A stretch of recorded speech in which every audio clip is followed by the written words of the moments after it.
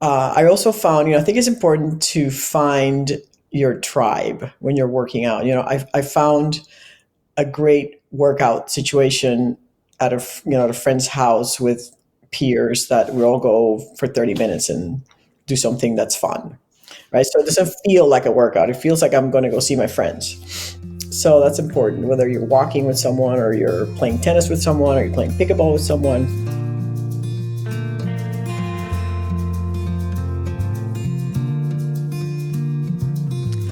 Welcome to Zestful Aging, where I speak with fascinating people from all over the world, from every walk of life, who will inspire you to live with zest. I'm your host, Nicole Christina, and my mission is to bring you optimism about aging and help you make full use of the new opportunities that only come at this stage of life. To find out more about the podcast, hop on over to zestfulaging.com. And while you're there, sign up for my weekly email newsletter, The Insider, where you will get fun and quirky tidbits about the show and my exploits, including when I went python hunting in Florida and my participation in the National Senior Games. And if you love the podcast, I'd be grateful if you shared it with your friends. Our music is courtesy of Judy Banker, who was a previous guest on the show. Find out more at judybanker.com. And our technical director is Stephen Litweiler. Hey, Zesties. Hey, check out my brand new YouTube channel. I'm sharing Zestful Aging longevity tips, usually while hiking with my dogs. But I'm also sharing about the upcoming guest, the one that's coming up the Saturday following. And I get to tell you some inside stuff about them and what you're going to enjoy about their interview. So come on over, check it out. It's under Zestful Aging on YouTube, and I look forward to seeing you there. Well, first of all, I want to dedicate this episode to my tennis friends, Beth, Kim, and Mary. Man, we play hard and we laugh hard too.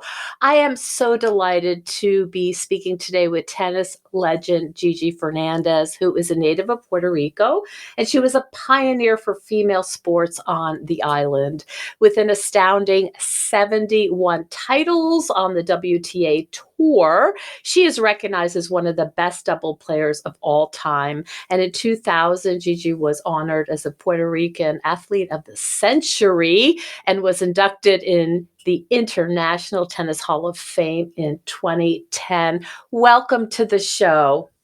Thank you for having me. That's a great introduction. I appreciate that. Well, I'm sure you've heard it before. So, Gigi, I reached out to you after I got one of your email newsletters talking about that you were approaching 60 and were starting to have some thoughts about what you wanted to do with the rest of your career. Can you talk a little bit about that? Yeah, I've obviously had a life in tennis. I was a professional athlete for many years, retired from tennis and took like 15 years off tennis. And then I went back to tennis, more in the sort of administrative side at first, and then became a teacher, coached a couple of Grand Slam champions, and then ended up having kids, so decided I didn't want to travel anymore. So I started a tennis company, which Gigi Fernandez Tennis was designed to teach adults the game of doubles. And I started traveling around the country, or I've been traveling around the country for the past 7 years. I'm trying to visit all 50 states. I will have visited 37 by the end of next month. So I have 13 to go. So I'm doing that. And then I do multi-day camps here in Tampa where I live, and I do them at various events like during the Open, at the Indian Wells Tournament in California. And I love teaching. I feel like I'm a teacher at heart. I'm very passionate about it. I love seeing students improve. And, at first I thought, coming from the professional side, I thought, like adults couldn't improve. And I thought there were whatever level they were at, that was the level they were going to be. So I never really thought that I would enjoy it as much as I did, but I quickly learned that, if you're passionate about learning, you're passionate about your sport, you can definitely improve. And that's, what a teacher loves is Motivated. seeing their students improve. Right. Yeah. So, yeah, but I always have said, I'm not going to do this when I'm 60. I've been doing it for over 10 years now, or almost 12. And I was like, okay, I'm not going to be doing this when I'm 60. And this year I turned 59. So I'm in my 60th year. So then I have to start thinking ahead, right? Mm-hmm. What do I want to do? So I got a little philosophical there for a while and started to think. And I'm still thinking, but I have some ideas. But yeah, that's where the email that you received was my thoughts on paper about turning 60. And you have teenage twin sons, and I suspect that there's some thoughts about these guys aren't going to be here forever. How do I want to parent? Yeah, so I have boy girl twins, Carson, my son, and Madison, my daughter. They just turned 14 a couple days ago, and that's big consideration because first of all, I still have 4 to 8 years, 8 years to put them through college, right? So I know I have to work. So it's not like I don't want to be retired next year. I still have to produce income, and be active.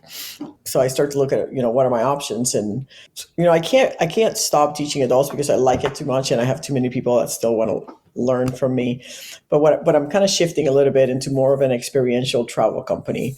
So bringing people experiences that they might not otherwise have, or, for example, I don't know if you knew, but I was recently on Below Deck, the Bravo reality TV show I did not. Yeah. So I was on the last season of Below Deck, which filmed in St. Lucia last year, and it just aired at the beginning of the year. So now I have another group interested in going to Below Deck, met in Greece. So we're casting for that. So that's a super fun experience that I can bring people. Let's go on a 200-foot mega yacht to Greece and play tennis. Oh my goodness. It combines so many wonderful things. Now, are the folks that are mostly interested in this, do they tend to be sort of middle, later age or all ages?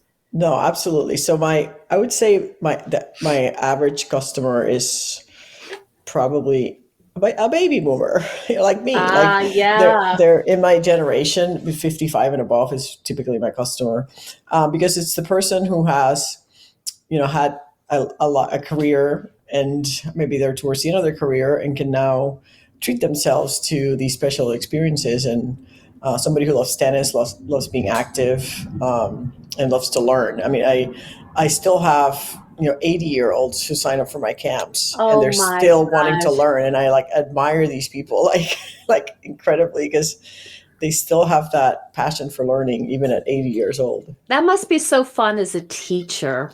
Yes, it's very, very fun and very rewarding. When you have someone, I recently had a woman, her name was Judy Smith, and she was 87 years old, and she came to my camp, and she was fit as I had ever seen an 87-year-old, and had been playing tennis her whole life. And after the camp, when she says to me, I didn't think I could learn anything else about doubles, but I learned quite a lot in this camp. So that's pretty cool, right? Even after 50 years of playing, I still was able to teach her some new tricks. Now, do you have a particular style? What do you bring as, arguably the best doubles player ever? How do you approach your students when they come? What's your sort of signature style? So I think there's a lot of misconceptions in this country or in the world about what makes a good doubles team or what makes a good doubles combination. Like, how should doubles be played?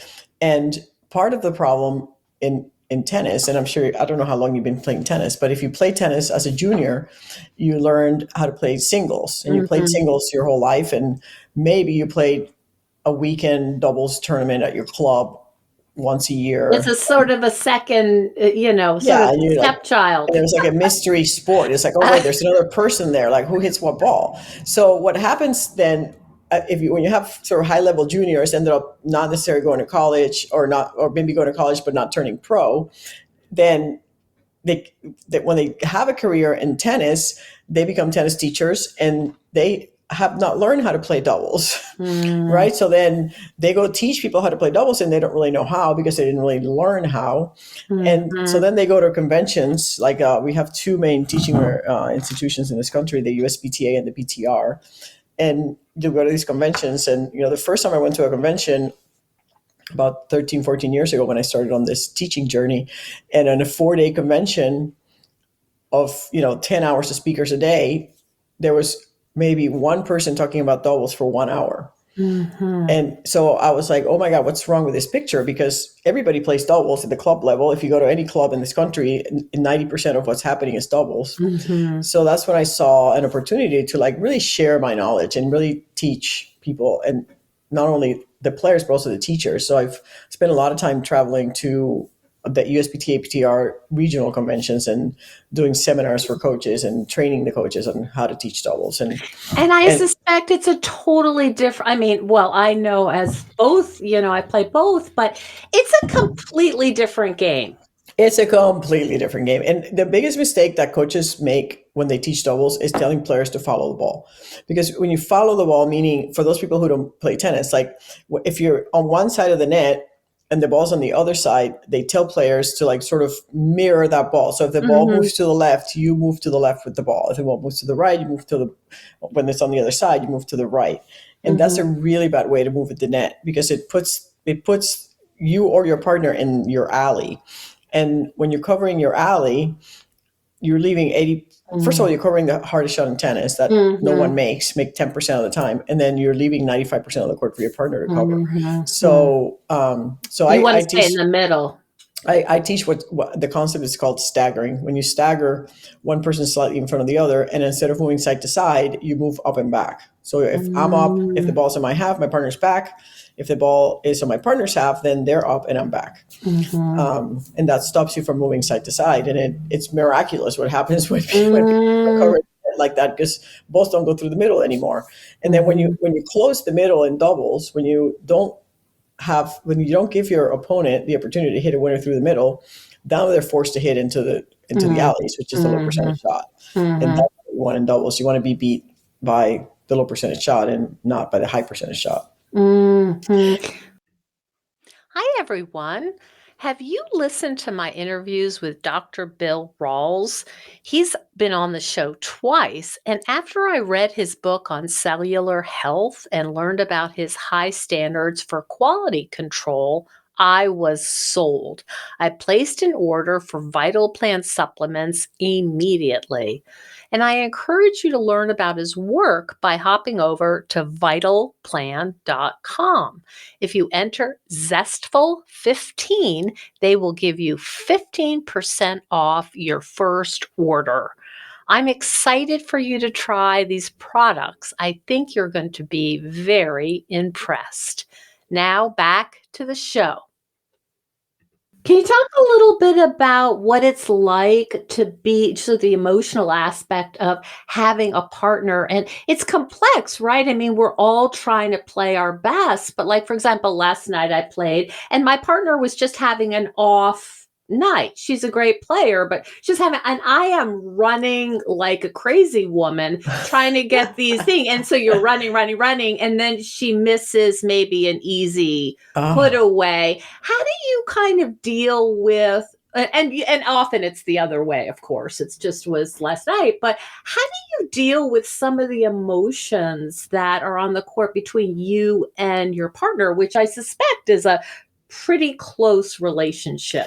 Yeah. So, I mean, partnerships at, the high level, they're like marriages. Like I literally, my doubles partner, Natasha Zvereva, we played together for 5.5 years and I won 14 of my 17 Grand Slams with her. And it was like a 6-year marriage. I mean, we had sessions with a therapist. We would talk about our matches and we would talk about our feelings during the matches. And we would process everything out, because if you let it stew as in a relationship, right? If you let things stew in a relationship, then they come out when you don't want them to come out, or they come out or you say things you didn't necessarily want to say at that moment that could cost you a Grand Slam title, right? So we were constantly in this mode, but also I had two things that really helped me, or two phrases, or one's a phrase and one's something that I would do in these situations. Like, first of all, I had to learn to detach from the outcome. And detaching from the Mhm. outcome sounds hard to do or easy to do for some people, depending on who's listening. But it's a really life skill that's necessary. Like, if you're not so invested in the end result of whatever it is you want, whether it's you want your kid to go to an Ivy League school, or you want to win your club championship, or you want to, marry a billionaire, I don't know, whatever it is, whatever it might be. Yeah. If you can just detach from it and just enjoy the process and do the hard work that goes with any of achieving any goal in life, then you will, first of all, enjoy it more and have a better life and a better time, and then you probably will achieve it. But if you get so invested in the end result, it's very difficult to perform. So I became really good at detaching from the outcome during my matches. And then the other thing that I had that might help people who have partners who are not playing well, but I used to have a little black box in my head, and the little black box had all the contents of any of my thoughts that I didn't want to have during the match. So anything that was upsetting to me during a match or leading up to a match, like we're all humans, right? And we have, life happens as you're trying to win Grand Slams. And my grandmother died during the championships one year, and I had one of my best friends from Aspen had a heart attack the day before finals of the French Open. It was devastating, but I had to go play in the finals. So what do? So I would put these things in the box, and the box would not affect me during play, but I also would put things like my partner missed a sitter, or she lost her serve after being up 40 love because she had two double faults. Things like this, I would just put them in the box. But then the important part is that after the match, then I could go into the box and see, okay, what was upsetting, and then I could allow myself to have the feelings, but not during the match. Wow, that's brilliant. I remember watching Steffi Graf play in a final when her dad was like being arrested or something. Oh, God. And I thought, do you remember this? It's obviously a long time ago. Yeah. And I thought, how is this woman focused? I just that was the part. Crazy, right? It's amazing. Is this something that you were taught, or is this wisdom that you have developed over the years of being a player? So I can tell you that I was definitely not born with mental toughness. I was quite the opposite. I had quite the temper. I would break rackets and pay fine. I would actually pay my fines to the WTA before the year started. I would send them money and be like, "Here's $1,000, Here's the $5,000. deposit. Oh my gosh. Let me know when I owe you more money." Because we would get these letters. Like, I would get these letters in the mail. Literally, this is before internet, right? So you would get this letter in the mail and be like, "You have been warned. This is your first warning. You have 4 more warnings before you get fined." And then I'd get another letter a couple weeks later. "This is your second warning." And I'm like, just stop with the letters. Here's my money. Yeah. Tell me when I owe you more money. Oh. So I had to learn this. And then Julie Anthony was my mentor and the person that I attribute a lot of my success to. And she was an ex-tennis player who was a clinical psychologist too. Kind of mentored me along. And also Herb Hampshire was another man in my life that was very instrumental in my mental evolution. Yeah. So this detaching from the outcome is, of course, part of the sort of Buddhist thought and the idea of present. You're in the present. Correct. And everything is about the present, not about, oh, if I win this, I'm going to have this great record. I'm going to get a big fat check and all of this. Exactly. Because I can't tell you how many times I was like up a set in a break on some upset, and I would think about calling my parents. Early in my career, I would think about calling my parents and letting them know. Oh, I want to call my parents and tell them I'd be the 8th ranked player in the world, and then next thing I know, I'd be in the 3rd set and losing. Oh gosh, it's so much focus. And then the other thing that was really instrumental too was I went to the Deepak Chopra Center in Lancaster, Pennsylvania, Massachusetts rather, in '92, and I learned transcendental meditation, and I learned how to or diaphragmatic breathing. Yes. So those two things also were key. So I learned that in April of '92 is when I was there, and after that I won the French Open in July or in June, Wimbledon in July, the Olympic gold medal in August, the U.S. Open in September, the championships in October, and the Australian Open in January. Within a 6-month period of So learning how to meditate getting your physiology down, in chill in check. mode, Right, exactly. in Yeah. check. Wow. Are Yeah. there any matches that really stand out in your mind as an example of when you really felt like you were doing everything you needed to do in terms of present awareness, detaching from the outcome, doing the belly breathing, that you just felt like, wow, I really nailed it? Yeah, I mean, pretty much every Grand Slam, because I There mean, are a lot of them. yeah, or from the point I learned that, which was '92, I'd won 2 Grand Slams up to that point, and I won 15 more. And it was not just the finals, but it was a lot of times it was the quarterfinals, and the semifinals, and or being down a set in a break. I mean, no one wins, not no one, but it's very hard to win a Grand Slam and like never lose a set or never have a moment of danger, right? Where you like, I think pretty much just about, I would say more than half of the Grand Slams we won, we were either match point down at one point or we were a set and a breakdown at one point. Oh, So wow. you can't be thinking, oh God, I'm a I'm set and in a breakdown. What am trouble I going to now. do? Right? You have Yeah, to just yeah. keep trying to win the next point and keep trying to play points until point end. Just keep playing points. Do you do any visualization, or did you do? Sometimes I say to my players, we're going into a tie break. Just, we're going to win the tie break, and just really try to imagine that. Is that something? Yeah, Absolutely. you do that too. Oh my God, yes. So I won Wimbledon 1,000 times in my head before I actually won Wimbledon. Mm. Like I used to visualize before going to sleep at night the whole European swing, which is April to June, until I won Wimbledon. So every night I would see myself serving for the match at Wimbledon, and every time I Mhm. would hit a serve out, I would hold it love every time, and I would hit a serve out wide or match point. So when I actually Mm. served for the match at Wimbledon, and I did not remember this. This is not part of the story, but recently somebody sent me a video of that game where I served for the match at Wimbledon, and sure enough, it was not 40 love, it was 40-30, but I hit a unreturnable serve Oh out wide on gosh. the one I'd been visualizing my whole life. I So can't visualization works. imagine. I can't imagine how satisfying and fulfilling and magical that must have felt, to Yeah. work so hard. One of the things that you talk about, Gigi, is that tennis is a sport of a lifetime. Can you talk a little bit about that for those of us who are, we're in the second half of our lives and our knees are maybe getting a little creaky?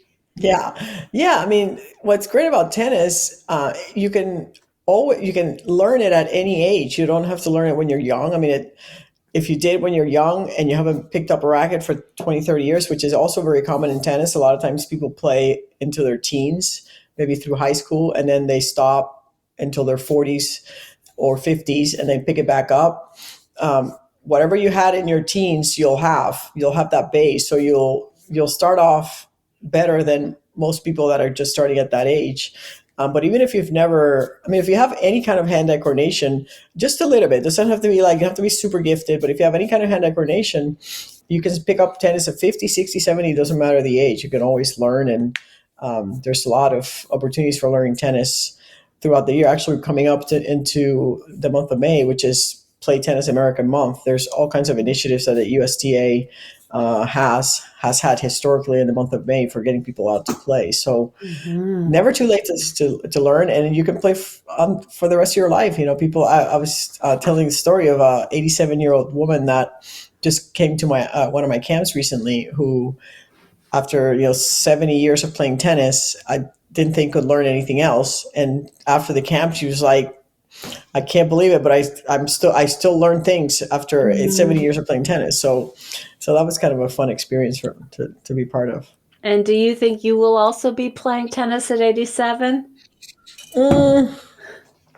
So it's interesting because I have a conflicted competitive relationship with tennis, right? Like my game has been rapidly decreasing, or have been rapidly getting worse for the last or 30 years. So I don't really play tennis. I teach tennis, but I don't call it playing tennis. Mm. And also there's this whole other element of competitiveness that I have in tennis. Like I have a hard time going into a tennis court and not wanting to win or not Mhm. winning, even if I'm playing in a pro-am or playing customer tennis or playing with my kids.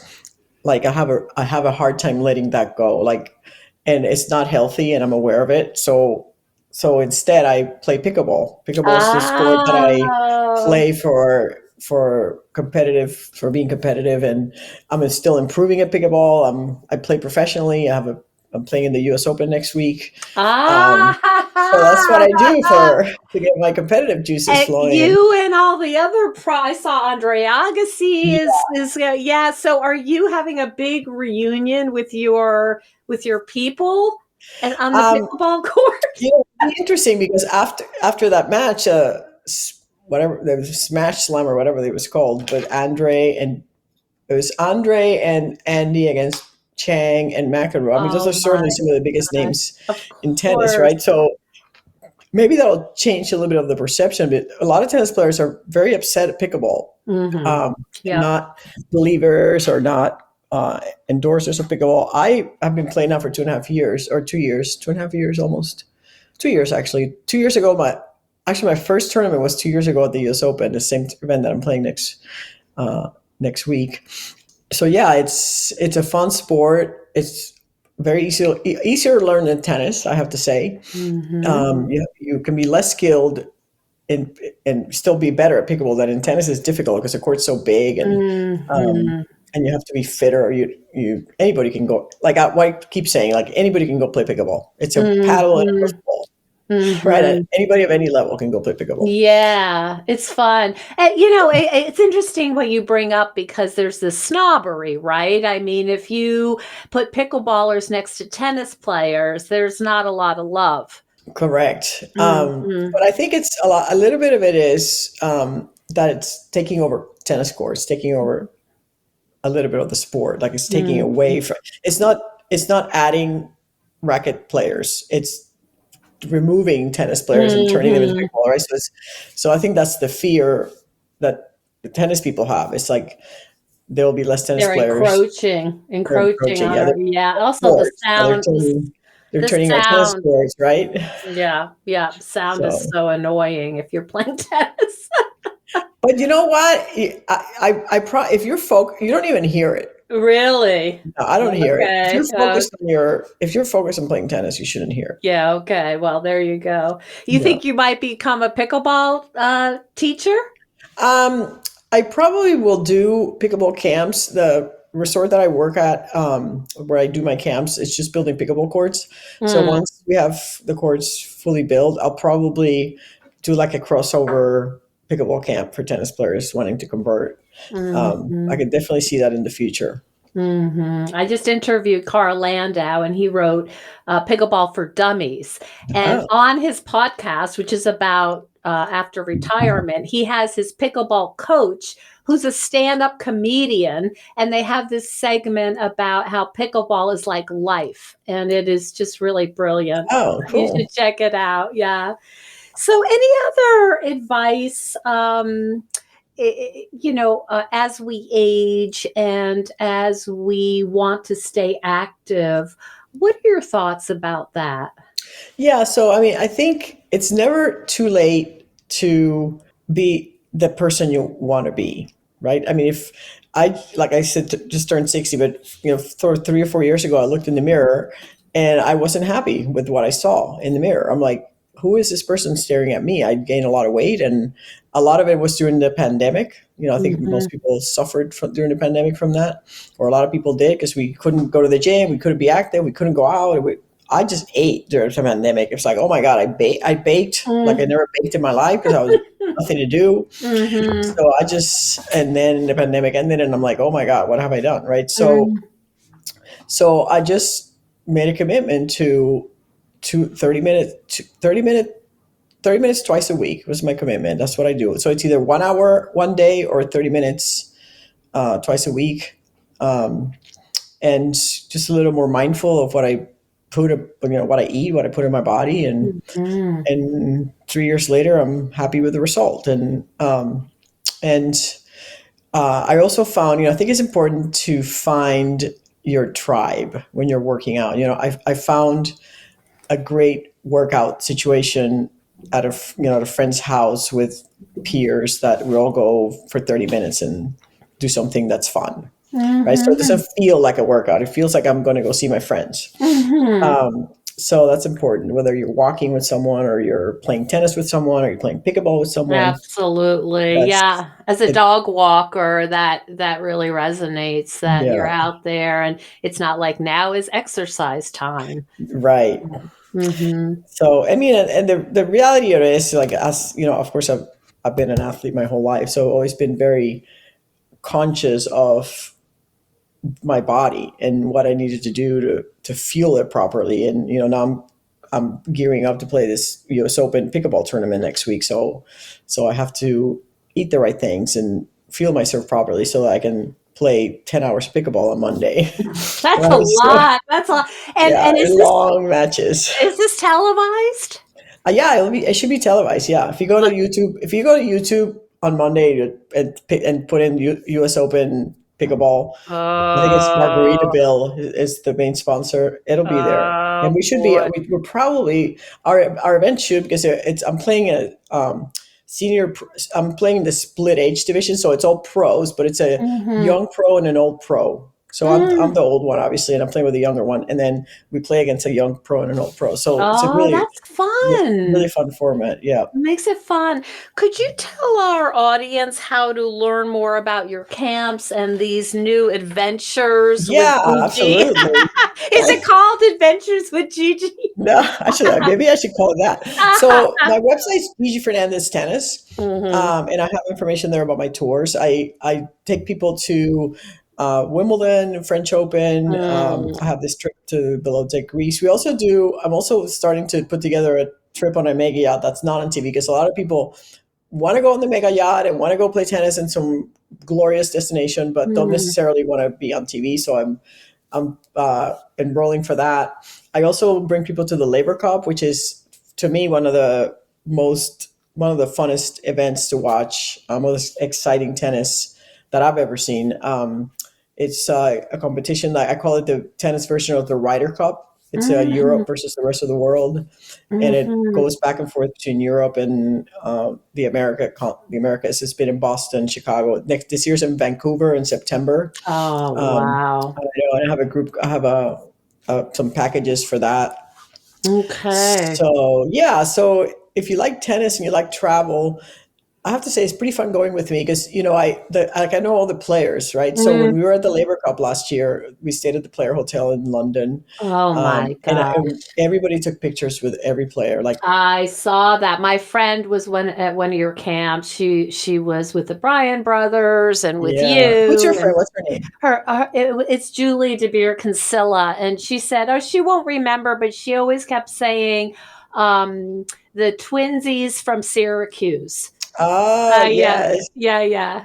that's That's great. those are my I friends. Yeah. remember. Yeah, that's great. So they can sign up for that. That sounds like a blast. What Yeah. about pickleball? They can watch you, but maybe put on like a waiting list for when you start doing Yeah, clinics. I'm still not made that transition, because I Mhm. have to be really careful, because I am a tennis ambassador, right? So I don't want to upset all the tennis players that don't think pickleball is Yeah. worthy, right? So that's what I'm saying. I think that maybe the fact that these four great stars just had this very visible Oh match, that might yeah. start changing people's opinions. But for now, I don't promote a lot that I play pickleball. I kind of keep it Uh, on the down low. It's my hobby. It's what I do for my personal satisfaction, and yeah. but I don't promote. I don't talk too much about it yet, Okay. but Well, I will eventually. we'll keep it between us Yeah, and right. all the And thousands all of people are 100,000 listening. Yeah, listeners you'll yeah, have. yeah, yeah. Oh, that's fun. I'm excited. I mentioned to you off mic. I'm going to Holland soon, and I'm bringing. It's not huge there yet, but of course, it will because it's so fun. And I thought Yeah. it's going to rain. How many, tulips can you watch Yeah, grow? And, what a blast it'll be to do European, go. They have a beautiful website, a Facebook page. that's great. So yeah, I think, how fun will that be? Is it So indoors? it's indoors, Oh, yeah, because it's perfect. still like It's so cold there. 50s. It's a little rainy, all that. Northern Europe is, Yeah. who knew Syracuse would have better weather Oh than my God. I know that's sad, right? So, well, it's been an absolute delight speaking with you, and thanks for sharing these tips. I'm going to start staggering to my girls, because we Yes. do Come to try a to. camp. Yeah, we should. We should You absolutely guys are do in that. Syracuse? Yeah, outside of Syracuse in a small town, but we certainly would have a blast doing that. Yeah, bring your team next winter when it's too cold up there. Yeah, I actually was in the senior games. Last year Oh, was in Fort Lauderdale. got it. And I don't know how you do it, but 85% humidity at 9 in the morning. I almost passed out. I was Yeah, like, I don't know what you it was people bad. are. What Yeah. month was it? It was, let me think, because I'm going to Pittsburgh this summer. What month was it? I want to say June. Oh God. You I'm came to telling Florida you. in June for Oh an yeah, event? yeah, yeah, Oh yeah. no. Oh, it was Beasley. It was Chris Everett's, Oh my or her God. dad's. Well, it was public courts, but I guess her Yeah. dad had trained her on Well, I there. can tell you that if you want to play tennis in Florida, like the season here, November to just now, April, and I shut it down. Like I don't do anything between May Mm, and in October because then it's hurricane season, right? First yeah. it's the rainy season, June, July, August rains, and then it's a hurricane season. Mm. So we're back to late October and November. So Well, I I'm thinking travel. you thinking you're bringing these seniors down. Here Oh we my are, God. and and I thought, oh, it's an early match, 9 o'clock, no problem. Oh, I so I hot. couldn't even see straight. There was so Yeah, much it's sweat super hot. dripping. It's very hot. Yeah. So, well, good luck and congratulations. I will be watching you play pickleball. And I hope you have a really great time. Thanks so much for the inside tips. All right. Thank you. Okay. Bye All right. bye. Take care. Thank you so much for joining us on Zestful Aging. If you like the podcast, please share it with some of your friends. If you think decluttering could help you feel better and you could use a little assistance with that, check out the online course I've developed with professional organizer and designer Carrie Luderin. It's called Too Much Stuff. And Too Much Stuff is different from other courses or articles or guidance you may have used up. We give you clear steps to deal with the clutter and the tools to help you face the overwhelming feelings and the emotions that come up when we're going through our clutter. And a lot of those emotions are just feeling anxious or guilty or just basically flooded with a lot of different confusing feelings. The course is really practical, it's realistic, the lessons are short and punchy, and they're really manageable. We're not trying to set you up for some long exploratory, super in-depth, burdensome experience. We want something really helpful for you right now. We all need help with our anxiety, so being surrounded by more calm and less chaos can really help. So now's a good time to clear out the clutter so we can focus on what's really important in our lives. So find out more at zestfulaging.com. You'll see more about this under the web courses tab. If you have any questions, just shoot me an email at zestfulaging@gmail.com. Thanks so much. And stay tuned next week for another interview with a fascinating and inspiring guest.